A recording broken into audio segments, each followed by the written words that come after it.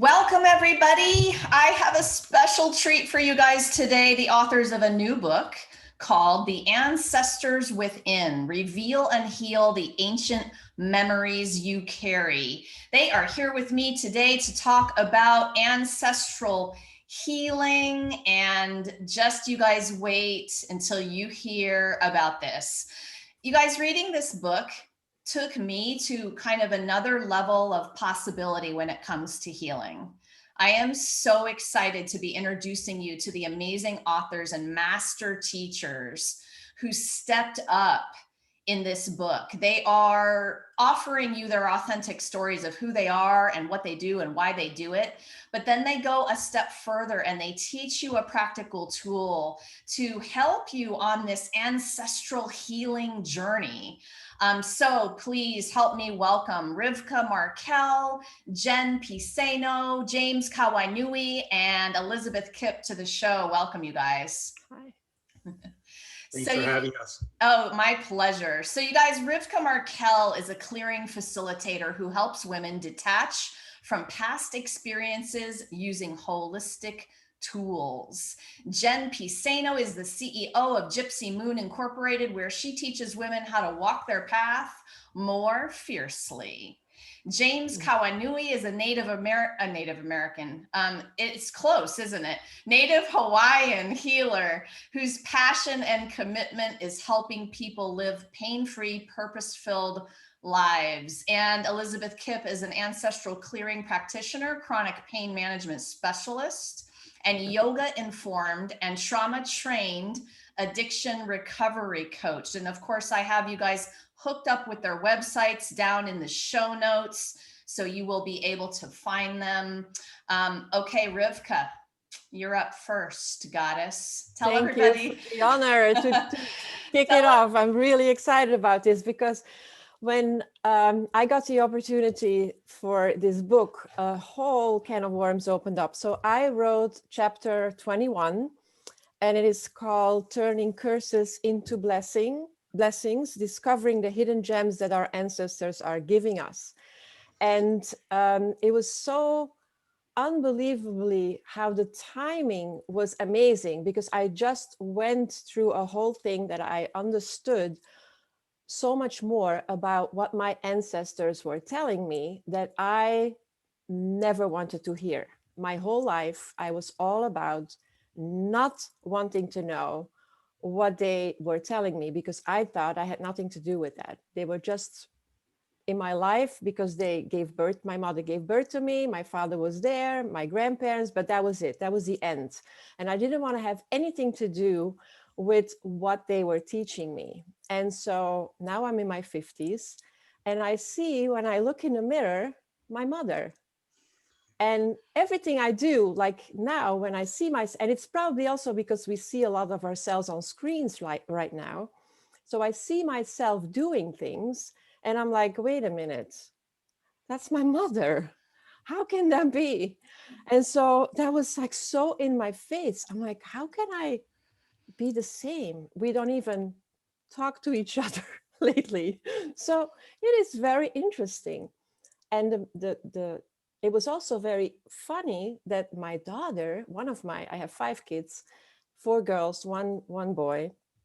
And one of my kids, she says, Mom, when I look at you, it is scary. You're just like grandma.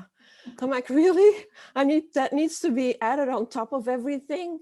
Oh my God. And so I'm a true believer of, when things are happening, they're always happening. They're happening for a reason. So I wanted to know more about this. What was this telling me? And so I discovered that I could have done myself a big favor if I would have been capable and gone out of my own way and really looked at what my ancestors were telling me when I was younger. And I could have probably made less mistakes, let me put it that way. And again, that's also good. And we are, where we're supposed to be. It's all fine. But it was very interesting. And so also I looked at my grandmother's patterns and my grandfather and everything that was going on. But more, I looked at what I didn't like about them. And so whatever it was that I wrote down, like, I was like, let me look at my mother. What is it that is really triggering me? Let me look at my dad. What is really triggering me? And then if I'm brutally honest, it's who I am. And so it was such an eye-opener for me. And it really shook me up. And so we're all like home right now, and our life is completely upside down, and everybody's thinking about a lot of stuff. And so I always believe that everything has two sides, the front and the back. So when I see my mother and I see what I don't like, there has to be a good side to it too. And so I also got in touch with what I like about her. And I wasn't so overwhelmed anymore with all the things that I didn't like and that I thought were bad. And I didn't want to be like her. And I wrote about it, like I absolutely didn't want to be as crazy as my mother. But now that I see it later, she wasn't crazy. She wasn't. It was just because I didn't understand. So I got so many answers. And also, I guess because I'm much older now, and I also have grown-up children. So I have children that had my age when I started revolting against her. And so now everything makes so much more sense. And I feel like the gift of understanding is so powerful, because now I spoke about it with my daughters in the same way that I would have, they also have things about me that they don't like. And so we could talk about it. It was something like being in this book and having this chapter was not only healing for me, it also healed, I think, our whole lineage in a way, because we were able to talk about it. And on top of that, I hope that whatever we discovered, that it also can help the reader get faster through this whole I like it, I don't like it like paradigm, like we think that we like all the things that our grandparents are triggering in us, that it is bad, and it's not. And so this was the gem, the hidden gem, like to understand that whatever they are teaching me, the good and the bad, is helping me grow, is helping me becoming the person that I am supposed to be. And I just regret that I didn't do it faster. And again, it's all good, it's all wonderful. And I just hope that people can take that little piece that I took out of it and then implement it in their own life. That would be wonderful. Yes, thank you so much. Rivka wrote chapter 21, you guys, turning curses into blessings, discovering and embracing the gems our ancestors are giving us. And I journaled with your tool, Rivka, and had a couple of aha moments when I was writing a few things down about what was upsetting me. I wasn't using my parents, I was actually using my kids as examples of what things were up for me that were really getting me going, and why I was feeling so much frustration inside of that. And I just wanted you to know that I had a couple of wonderful awareness / healing / aha moments in the middle of it.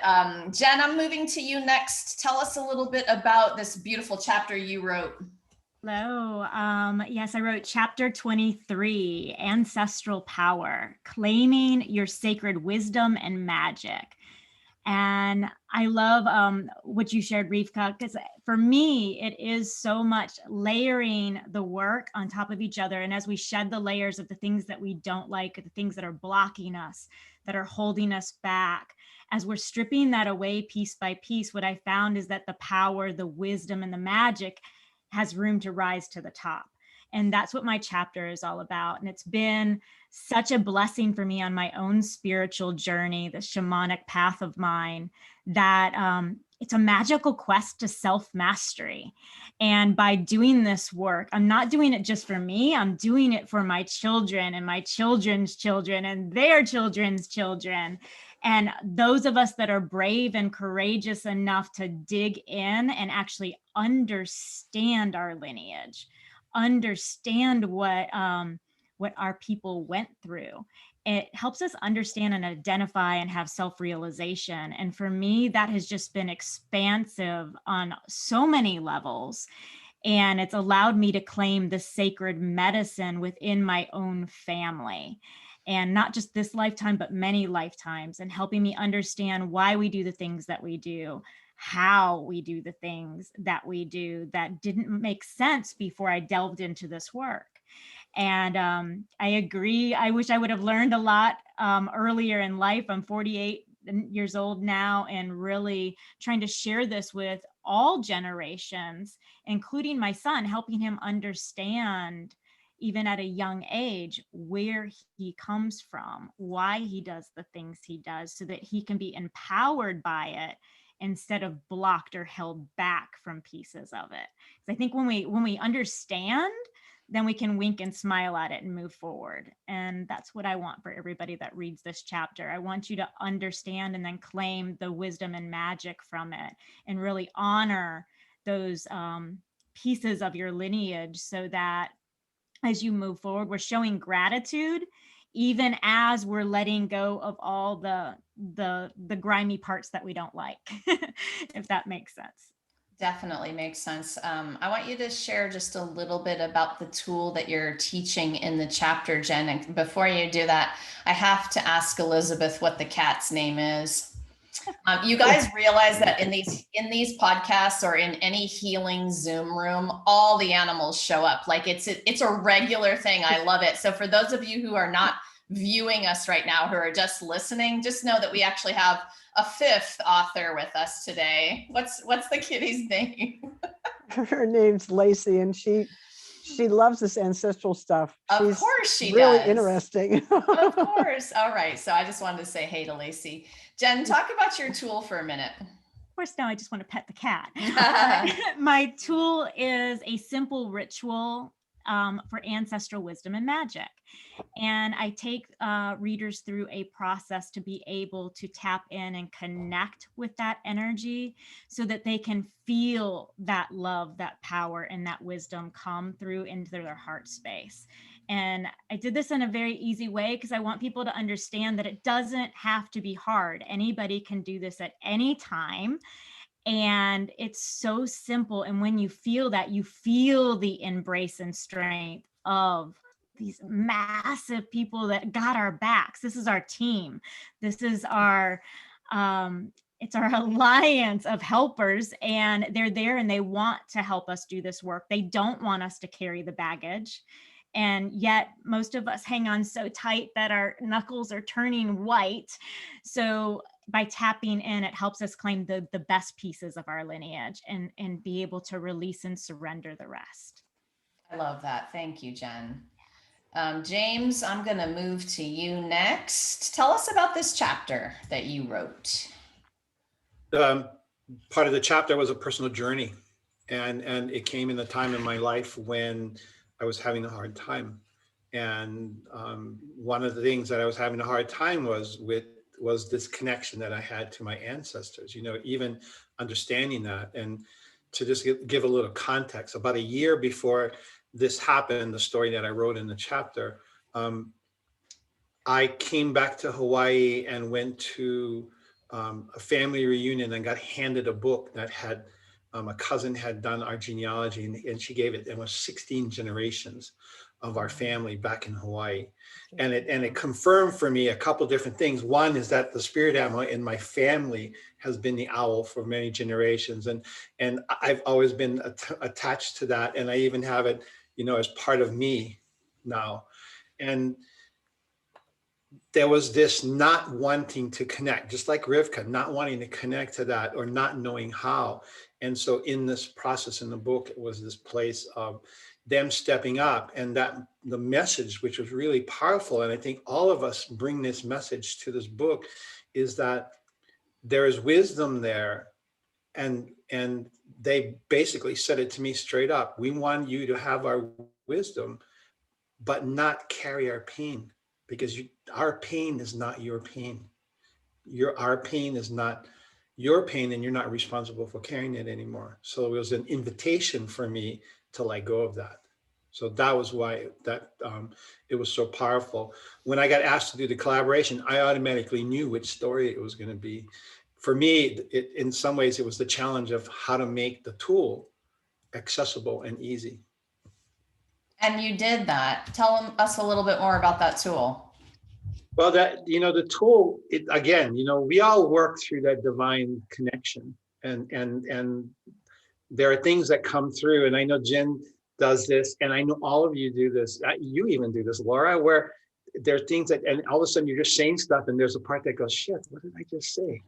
Totally. And one of the things that I've learned to do is to stop questioning that part. Mm. So when this ceremony came through, and I did this about 7 years ago with a client, and I was struggling to figure out how I was going to help her, and then all of a sudden it was like this is like, and I called it the giving back ceremony, because it was giving back all the pieces and the things that we're not supposed to carry anymore.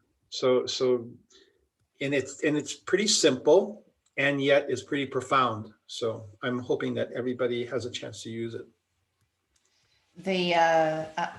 I'm remembering, and I'm not sure why, but this part of the scene of your story that I'm remembering is the rain. I know, like, well, why are you chuckling? Tell me more. Because, we are so in resistance to things, and I know that the resistance and wanting to do everything perfect. So I wanted the perfect ceremony. I wanted the perfect timing. I wanted the perfect place, which is why I drove all day looking for the perfect place, right? And then finding the perfect place and realizing that the scene wasn't the way I had planned it. And it wasn't. It was the guidance. And I think the biggest piece inside of this book is us learning the guidance. Yeah, and having to sit in the rain and do the ceremony. And would I have planned it? Hell no, not that way. It would have been it would have been on top of a mountain, it would have been perfect. And it wasn't. And yet in the way that it showed up, it was perfection, Yes, for sure. And you wrote that way. And I'll thank all of you for stepping up in such a powerful way to write your stories. But also, you all are master teachers, and you were able to teach the reader a beautiful tool in writing, which isn't as easy to do. You are with people one-on-one and live and online, and in all the ways you're doing it.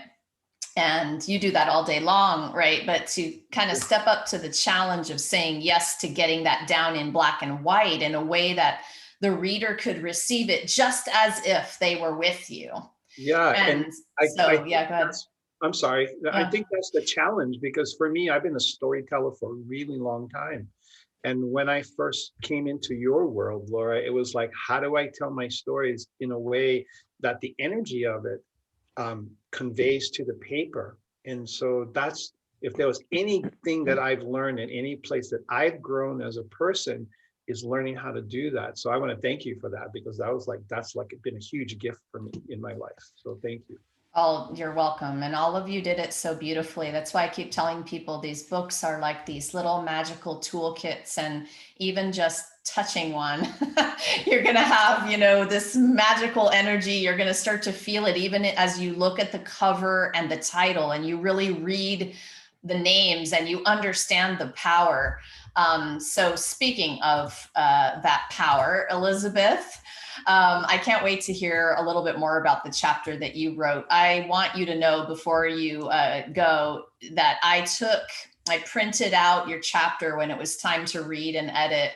And I took your tool to a really sacred place for me. I've got a place that I go for some downtime where, there aren't as many bright lights or Wi-Fi or all the things.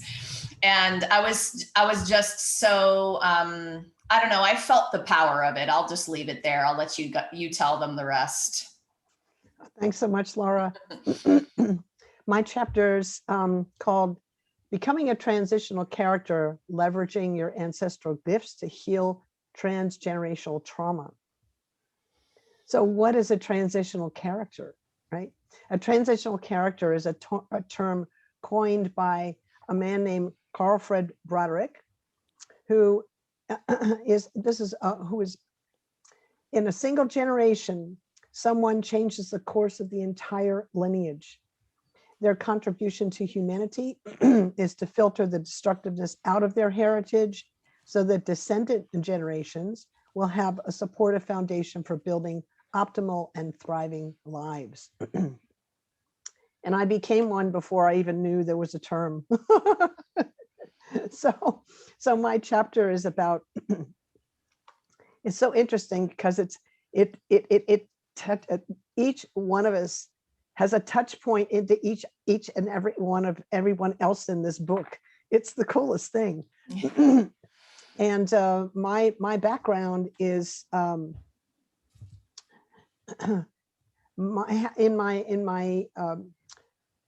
family on one side.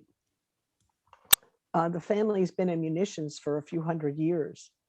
And I remember being, about 4 years old and kind of seeing this vision of the result of all that and going, what am I doing in this family? Right. And so anyway, I didn't like it. Right. But little did I know at the time that was my mission, was to come and help transmute that energy. And so anyway, I talk about that in my story, and my tool is a tool that I learned in my own healing journey that helps to, again, as James talked about, release the burden of the past. And as Rivka and Jen talked about, to find the gift, that's why I say leverage, right? Leverage the gifts, to find the gift to help. But it's really important to see what those gifts are, because they provide the momentum to do the releasing, right, of the hard stuff, right? So that's kind of my chapter in a nutshell. Also, my tool, by the way, is also, like James, really tricky to put on paper, because my tool is experiential. So it's really hard to describe, even for my websites. Like, what does an ancestral clearing teacher, practitioner do? It's really hard to find the words because it's an experiential process.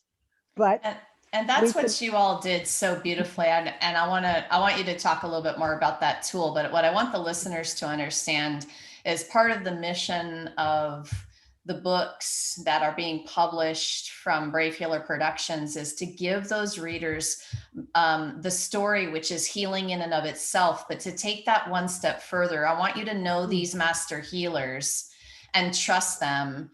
And they are trailblazing with those authentic stories, but then they're going to step up and teach you one of these powerful tools that they use with their own clients. And when you guys read through, and it is difficult to put that in, on the pages, but you're going to find that they do it quite brilliantly. And you're also going to find places where they will connect with you after you've read the chapter, which is even more amazing that they're willing to be there. We've got some wonderful communities that you guys can step into to do that. So I just wanted to not forget to say that as part of the mission, is that you guys get to rub elbows with these beautiful authors, ask them questions, take it a step further, because you're going to want to after you read the chapters. Tell us a little bit more about that tool, Elizabeth. Well, we bring in creator energy. So we ask, and you don't even have to believe in the creator to get help. The creator doesn't really care. It's just like, you don't have to believe in gravity for it to act on you. Kind of like that. So we bring in, we just ask for help with the stuff that we're carrying from our lineage. And there's a little bit of a formula that's baked into the tool. And what's interesting is Laura's description of her experience with it is exactly what mine was the first time that I'm a scientist. You can't come to me with a bunch of words and say, you're going to have an effect. I'm like, what? But it had an effect. And I was like, I know something just happened. What just happened? And is it reproducible? And is it measurable? And does he teach it? And it was all yes, right? So words do have power, even when we read them silently. They have tremendous power when it's kind of put into a certain format. And, you know, I'll just say from a yogic point of view, we say the tongue is the sword that cuts both ways, right? So words are a lot more powerful maybe than we realize. Oh my gosh, yes. Yeah, I always say to something like that, a yes with an exclamation point. Did one of you want to add to that? I heard something. Yeah, James. I think it's a thread that I saw inside of it, and she talked about it as watching that. And I wrote something down when she was talking, because what we all are in essence are pattern breakers. And so we create the space, and everybody in the chapter, there's a place where there was a pattern that we're breaking, and we're breaking the pattern of our past. And if there was there's a couple themes that run through the book. It was that, and knowing that we chose this, and that was really hard play for people. And I think all of us talked about that in some way or another, is that we chose to be in this place. We chose that family to transcend all of that and to transmute that. So I think those are two really powerful keys, not just for who is here today, but for everybody that wrote that book. What I love the most about authentic healers is they take responsibility for their place in those families. They have been practicing the awareness that allows somebody like James to say what you just heard. And this turns me on, you guys, because this is how we change the world. And Elizabeth's notion of being that transitional character, I always knew I was that. But reading your chapter was like, oh yeah, thank you for that reminder, because I'm going to step up today just a little bit with a little bit more confidence about it. I know that that's going to heal in both directions, the work I do today on myself. And it is so important. Oh my gosh, you guys, thank you all for being who you are.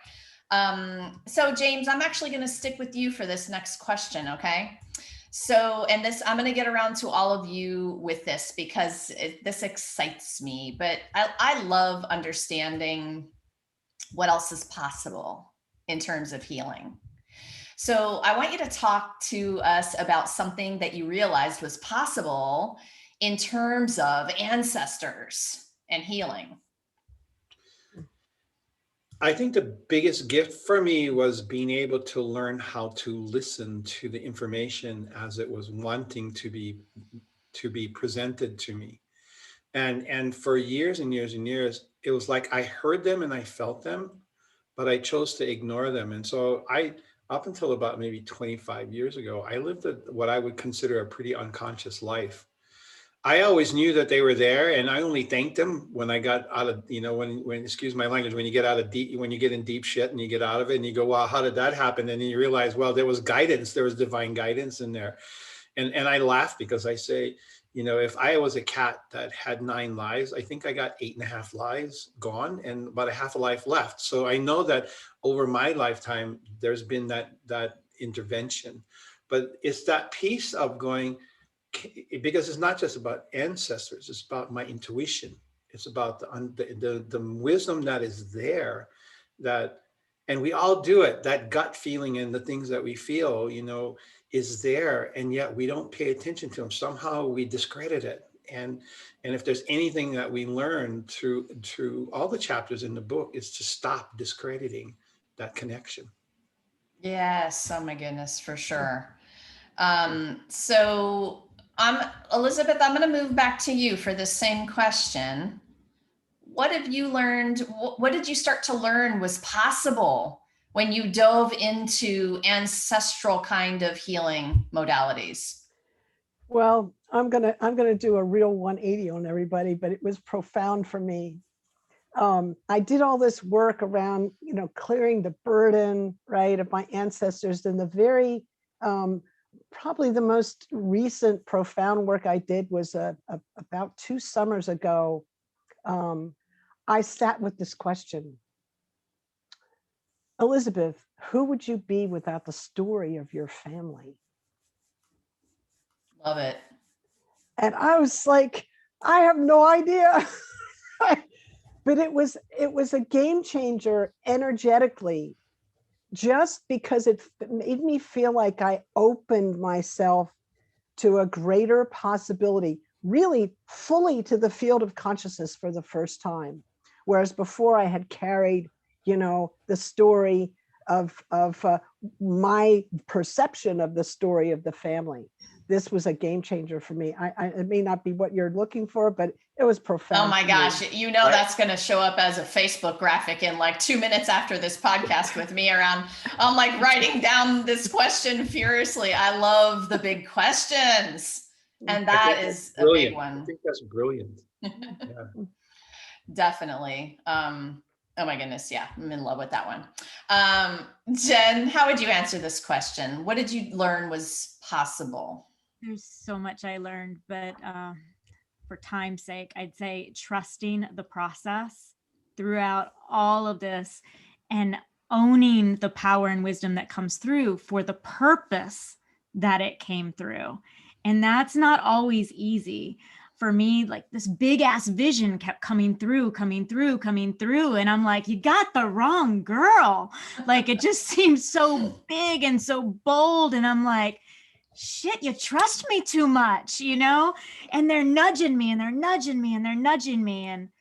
And finally I had to surrender into that. But that's by trusting the wisdom, trusting the power that I hold within this lineage and within myself.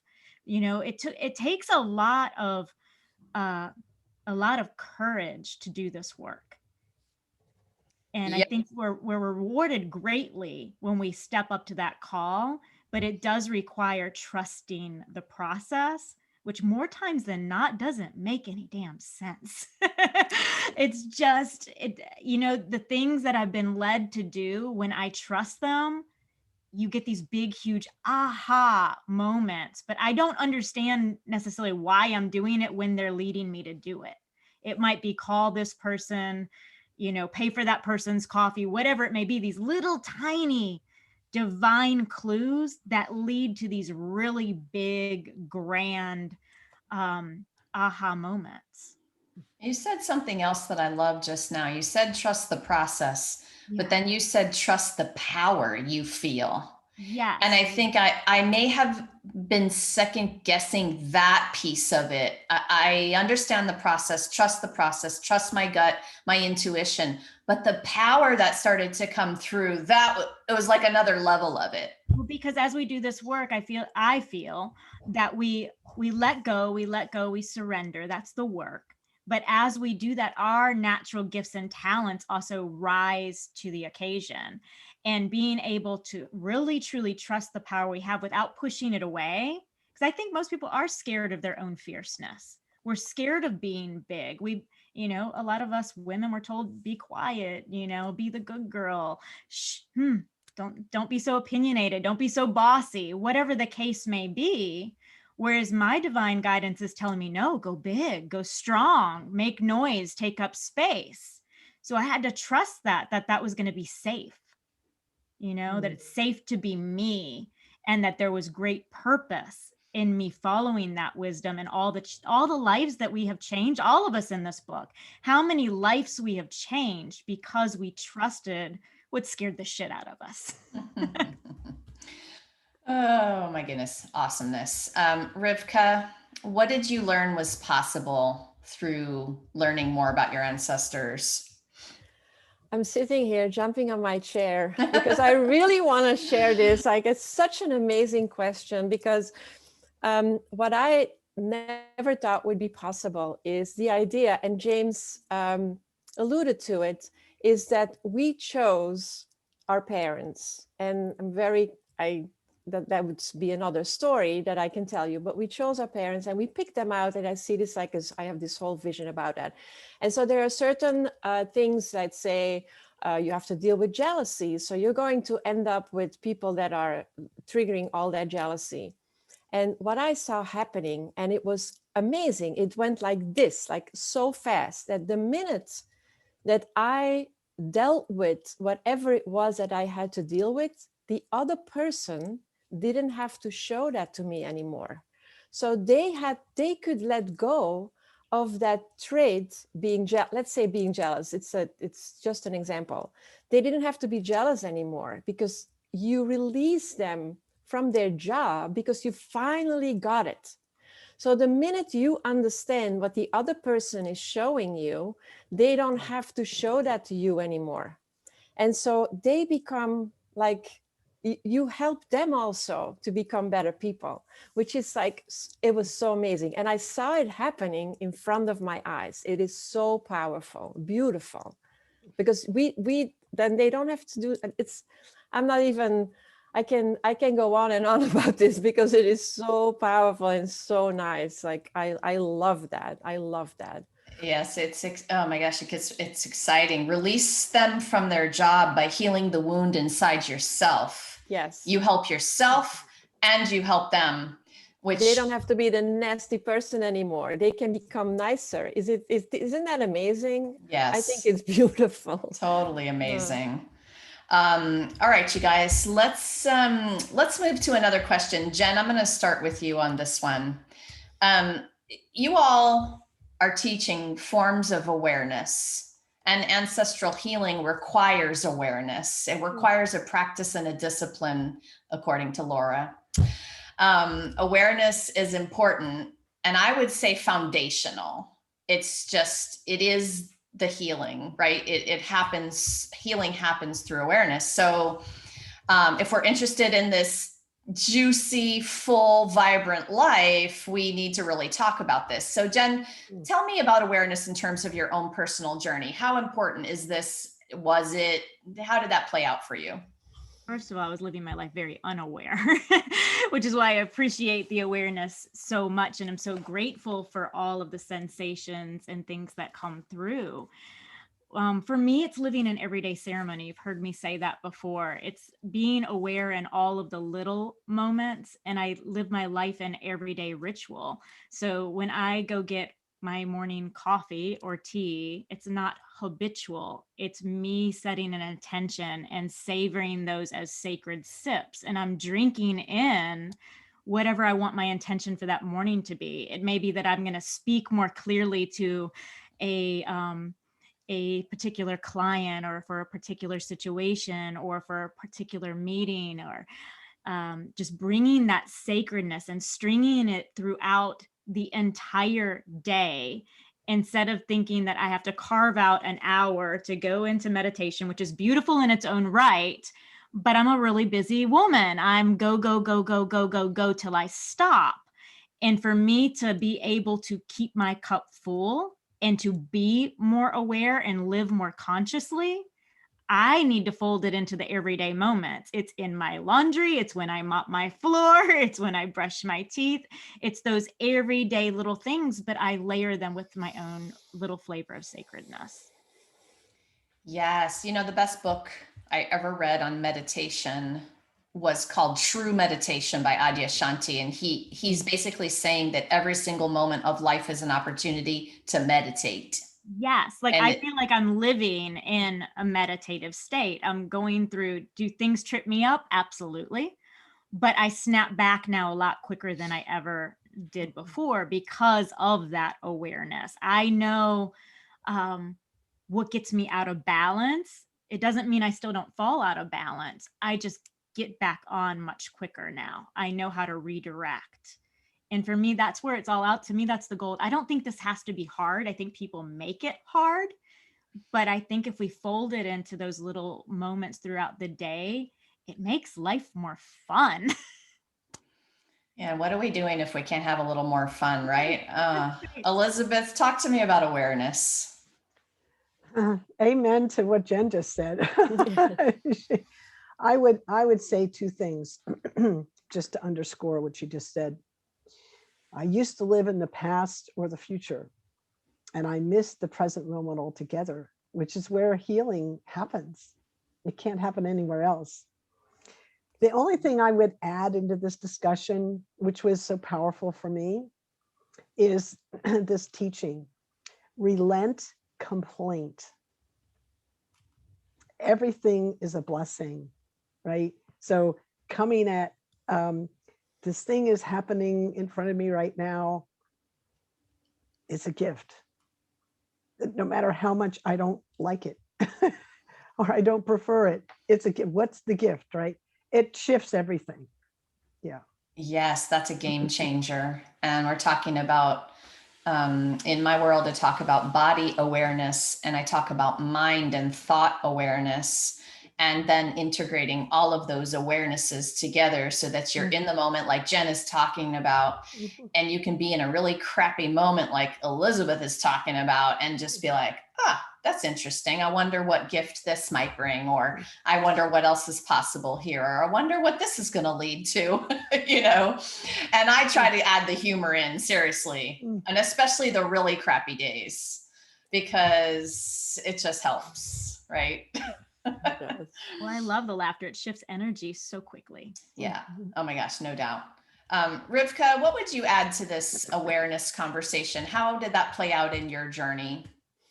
Well, I think a lot of things are said. And so it's, for me, it's the same as Jen says, it all comes down to having that awareness in every single moment. And it's the same what Elizabeth says, like if you are living in the moment, that doesn't mean in my brain, like I'm meditating when I was a teenager and I already was reading books about all the good stuff that we know.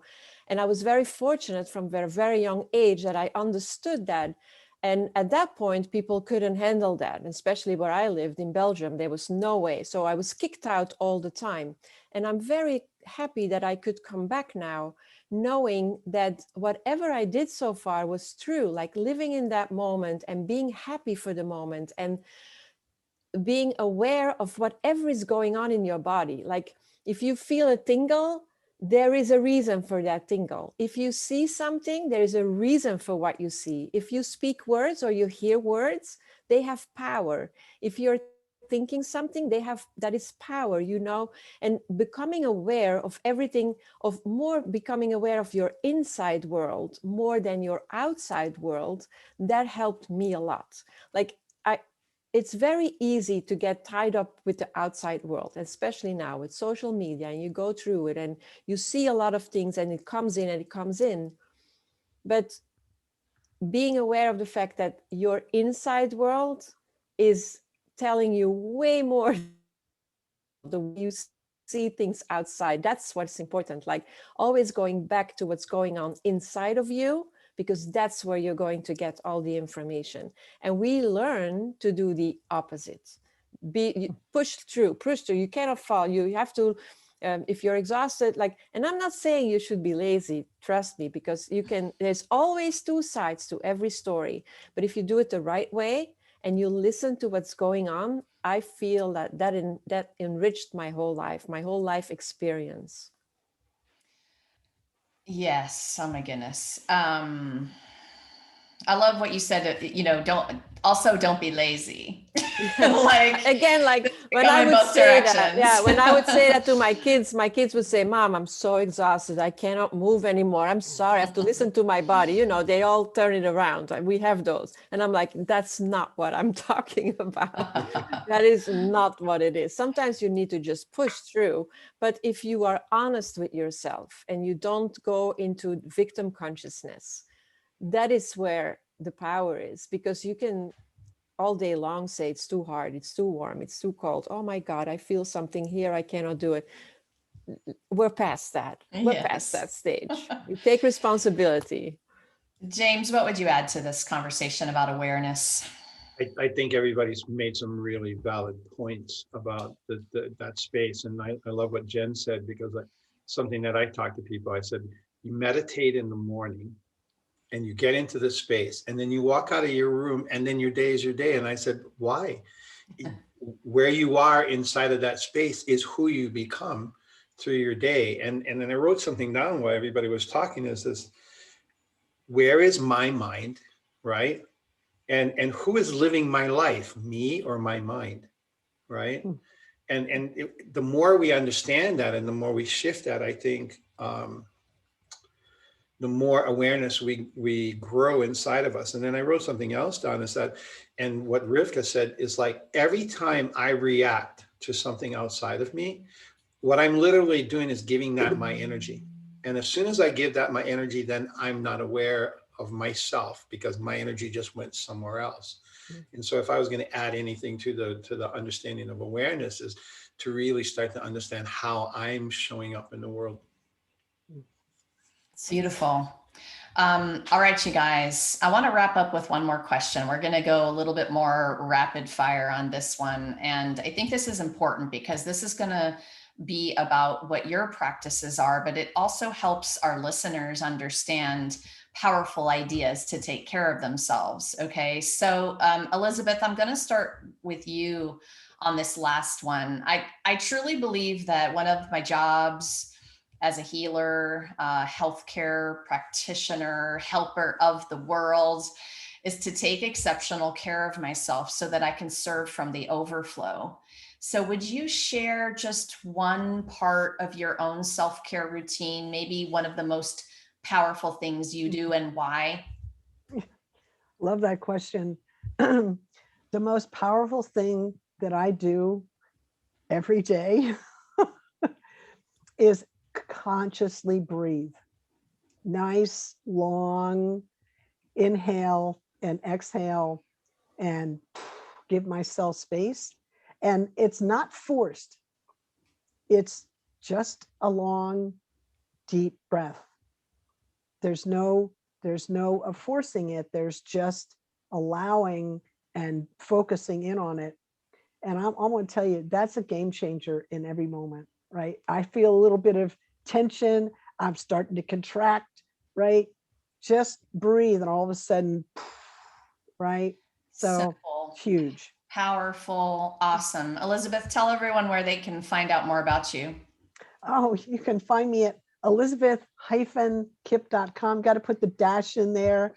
Elizabeth-kip.com. Thanks. Super. I'll have you guys hooked up with those websites in the show notes, and Elizabeth's on all the social channels too, so you'll find her all over the place.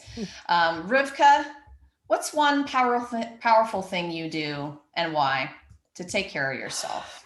It's an amazing question. I think that my most go-to tool is the heart-brain coherence meditation, which is called meditation, but it's not really a meditation.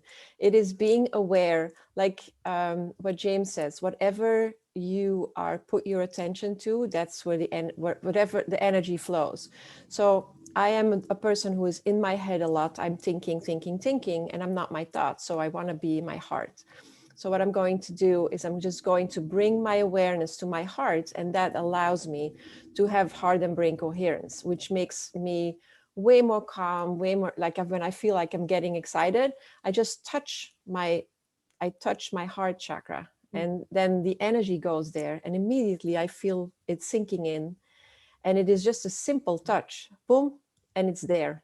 And it's something you can do when you wait in the supermarket and it doesn't go fast enough, and I get like anxiety, and then I just touch, and it sinks in, and I'm good to go. And it's something I learned a couple of years ago, and I'm using it like all day long, all the time, and it works really well. Beautiful. Where can people find out more about you? Just same thing, rivkamarkel.com. All right. Awesome. Jen, what do you do? What's your magical juju like? My magical juju. I love movement of energy. And for me, it's really, really simple. When things get really stressed, I have this rule with my son. Things get too much pressure in the house, we just yell dance break. And often that's in my kitchen, dancing with my dogs and my son, and we just get silly and goofy. But what it does is it raises the vibration in our house. It raises the vibration in our bodies, and it just feels good. Just to like, it's laughter, it's love, it's laughter, it's movement. Oh, I love it. Where can people find out more about those dance parties? Yeah, come on over. We got room. JenPSano.com. Awesome. Thank you. James, last but not least, tell us about your magic self-care routine. This is what I've learned to do for myself, is to be able to look in the mirror, or even as an awareness, and say, I love myself so much that I will do this. And it feels really uncomfortable in the beginning. And yet, as we put ourselves first, then you really are coming from an overfilled cup. And I think if there was any other thing that I would say about self-care, I would say to people, learn how to say no to things you don't want to do. That's a biggie. Yeah. You guys, thank you so much. You all are amazing human beings, and I'm so honored to be playing in your playground and reading your beautiful words and tools. Listeners, The Ancestors Within launches into the world on May 4th. Be sure to join us for our live stream book launch party event on the Brave Badass Healers Facebook page, where all of our authors are going to be gathering to share their expertise and wisdom. And we're going to be doing some fun launch giveaways. You guys are going to find all of the information down below in the show notes. And of course, if you're listening to this recording after May 4th, that means our book is on Amazon already, and you should go right on over there and pick up your copy.